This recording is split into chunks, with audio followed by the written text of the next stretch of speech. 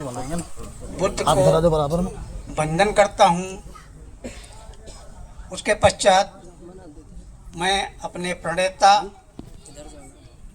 महामानव बाबा साहब भीमराव अम्बेडकर के चरणों में नमन करता हूँ। हमारे महान शासक जिन्होंने हमको धर्म दिया, देश देश में शिलालेख बनवाए, स्तूप बनवाए, विश्वविद्यालय बनवाए, ऐसे महान सम्राट चंद्रगुप्त मौर्य के पौत्र सम्राट अशोक मौर्य को मैं नमन करता हूँ। उपस्थित उपासक और उपासिकाओं को साधुवाद। मैं बोलने के लिए आया हूँ सम्राट अशोक के जो है साम्राज्य पर। सम्राट अशोक 304 ईसा पूर्व जन्मे थे। कहाँ जन्मे थे, कैसे जन्मे थे, ये मैं आपको विस्तार से बताऊंगा। एक पुस्तक है दिव्यावदान, ये बौद्धों का प्रसिद्ध ग्रंथ है, उसमें इसका विस्तृत उल्लेख है। सम्राट अशोक के बारे में कुछ विद्वानों ने भ्रांतियां पैदा कर रखी हैं कि सम्राट अशोक अपने 99 भाइयों को मार करके गद्दी पर बैठते हैं। ऐसा कहीं भी इसका उल्लेख नहीं मिलता है, ना ही कहीं भी इसका जो है कोई लिखा पढ़ी में जो है बात आती है। किसी बौद्ध ग्रंथों में ऐसा कुछ भी नहीं है, जबकि इतने विद्वान, देश विदेशों के विद्वान हमारे भारत में आए, पुस्तकें ले गए, पुस्तकें लिखे और उन पुस्तकों में जो है सारी बातें उद्धृत की हैं। हम मैं बताना चाहूँगा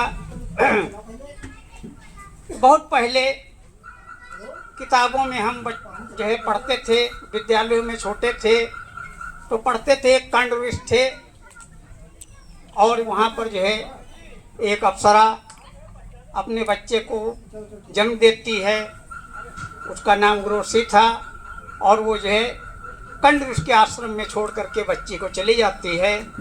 फिर एक भरत नाम का कोई राजा आता है, वो उसके साथ जो है अपने जो है प्रेम संबंध स्थापित करता है और फिर शादी कर लेता है। ये कहानी बिल्कुल सरासर गलत है, आपको भ्रम में डालने के लिए है। मैं आपको बताना चाहूँगा कि सम्राट अशोक जंगल में पैदा हुए थे और उस जंगल में एक भंते ने कि कोई कन्या उनके आश्रम में डाल गई थी और जो है वो कन्या बड़ी होती है, गुणवती होती है, बलवती होती है, बहुत सुंदर होती है। एक बार महाराजा बिंदुसार शिकार खेलने आते हैं, उनके दुश्मनों को पता चलता है कि चंद सैनिकों के साथ ये शिकार खेलने आए हैं, उन पर आक्रमण कर देते हैं। महाराजा बिंदुसार बहुत घायल हो जाते हैं, प्राण बचा करके जो है भागते हैं। उनके सारे सैनिक मर जाते हैं और वो कुटिया में प्रवेश करते हैं। भंते, जिनका नाम जो है उद्धृत नहीं है, उन्होंने जो है उनकी सेवा शुश्रूषा में अपनी बेटी को लगा दिया और जो है उनकी सेवा शुश्रूषा हुई। सेवा शुश्रूषा के बाद जो है कई महीने के बाद हमारे सम्राट बिंदुसार ठीक हुए। ठीक होने के बाद उन्होंने कहा जो है महिला, जो कन्या हमारी सेवा शुश्रूषा कई महीनों से करके हमको स्वस्थ कर रही है, मैं भंते जी आपसे अनुरोध करूंगा कि इसका जो है विवाह हमारे साथ कर दिया जाए। भंते जी तुरंत राजी हो जाते हैं और उसका विवाह कर देते हैं। कुछ समय तक ये रहते हैं, जब तक बिल्कुल स्वस्थ नहीं हो जाते हैं और उधर इनके जो है सिंहासन पर जो है इनके चचेरे भाई जो है बैठते हैं, जस्टिन, इनके चचेरे भाई जस्टिन बैठते हैं।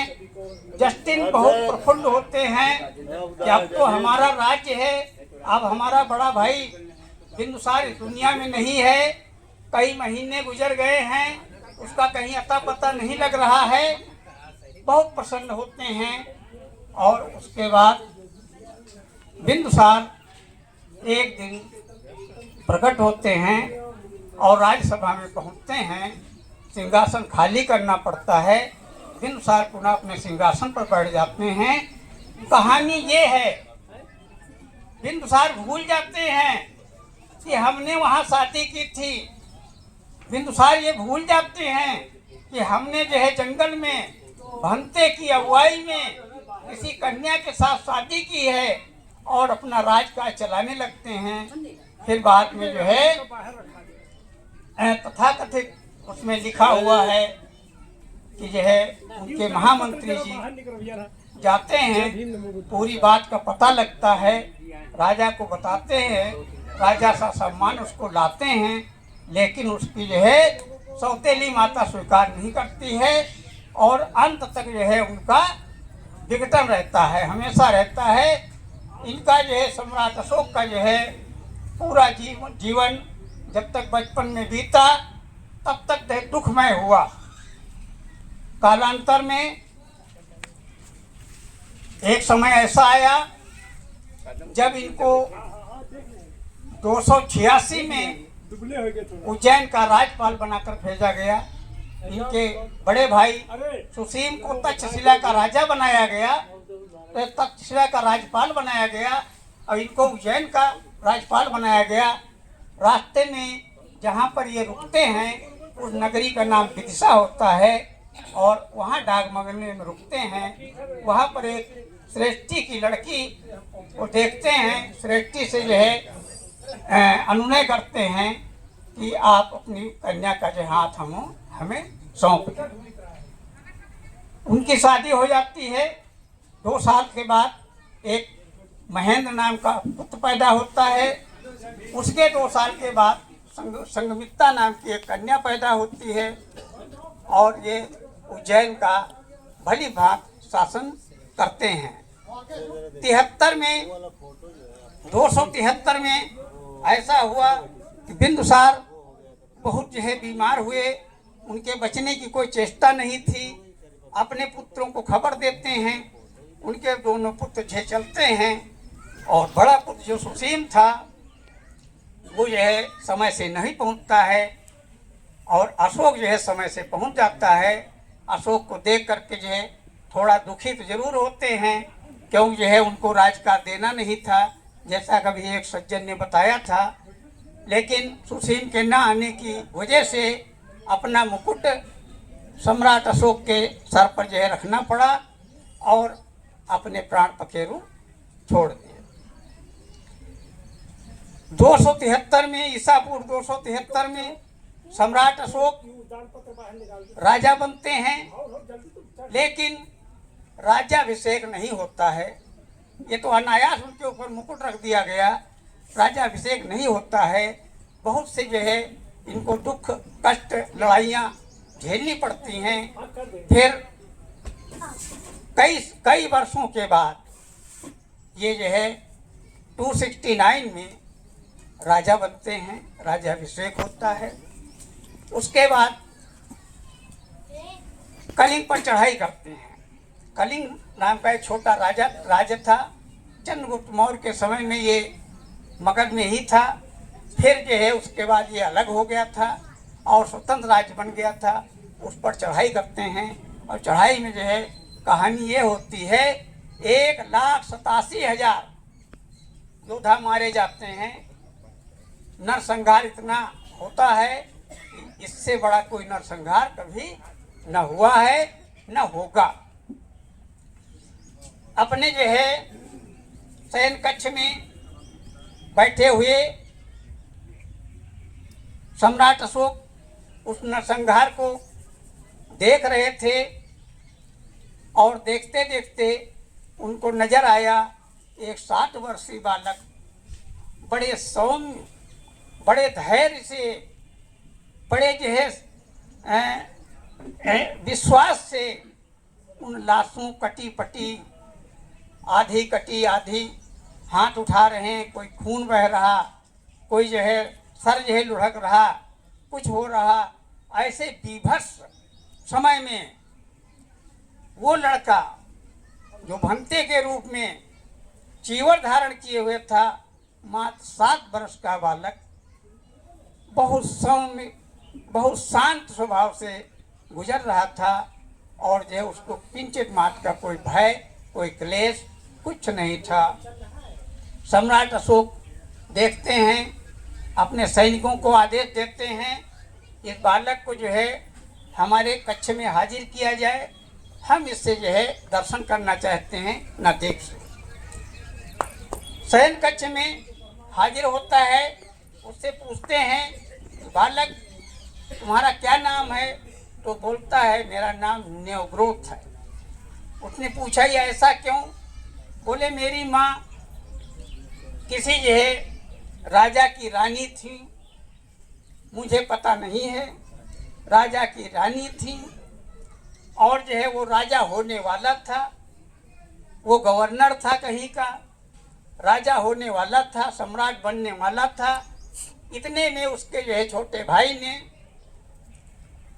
उसके जो है भाई को देहांत कर दिया, मेरे पिता का देहांत कर दिया, और जो है मेरी माँ गर्भवती थी, भाग जाती हैं, और जो है बरगद के पेड़ के नीचे मेरा जन्म होता है। बरगद के पेड़ को न्योग्रोथ कहते हैं। न्योग्रोथ इसलिए कहते हैं कि जो है उसमें जो लटकती हैं वो जो है नीचे जाती हैं और पुनः एक नया पौधा बना देती हैं, इसलिए उस पौधे को न्योग्रोथ कहते हैं, और इसीलिए उनका नाम, उस बालक का नाम न्योग्रोथ रखा गया। आप किसके शिष्य हैं? बताया, मैं मोगली पुत्र तिस्य का शिष्य हूँ। मात्र 7 वर्ष की अवस्था मेरी है। कई प्रश्न पूछते हैं, सम्राट अशोक द्रवित होते हैं और कहा अपने जो है गुरु थे, मुलाकात कराइए। उनके गुरु से मुलाकात होती है। वो दृश्य उनके सामने आता है, अपनी तलवार फेंक देते हैं, प्रण करते हैं कि हिंसा से मैं कभी युद्ध नहीं जीतूंगा, मैं अहिंसा का जो है द्योतक बनूंगा, और अहिंसा के बल पर मैं पूरे विश्व को अहिंसामय करूंगा। ठीक उसी प्रकार से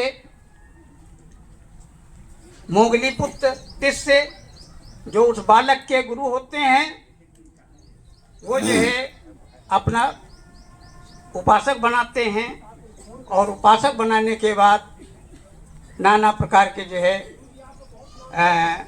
उपदेश देते हैं, ज्ञान देते हैं। सम्राट अशोक ज्ञान से ओतप्रोत चारों दिशाओं में, बहुत बड़े साम्राज्य में बहुत बड़े बड़े लाटे बनवाया है, शिलालेख बनवाया है, प्याऊ बनवाया है, विश्वविद्यालय बनवाया है, और उन्नति के सारे मार्ग बनाया है, बहुत सड़कें बनाई हैं, प्याऊ लगवाए हैं, वृक्ष लगवाए हैं। इतना जो है इनका साम्राज्य विस्तृत और अच्छा था कि इसको जो है स्वर्ण युग कहा जाता है। ऐसे सम्राट अशोक की आज जयंती है। आप लोगों को मैं थोड़ा बताया हूँ, बहुत लोग बताने के लिए हैं। सारी चीज़ अगर हम ही बता देंगे तो लोग और क्या बताएंगे। मैं अपनी बात को समाप्त करता हूँ। नमो बुद्धाय, जय भीम।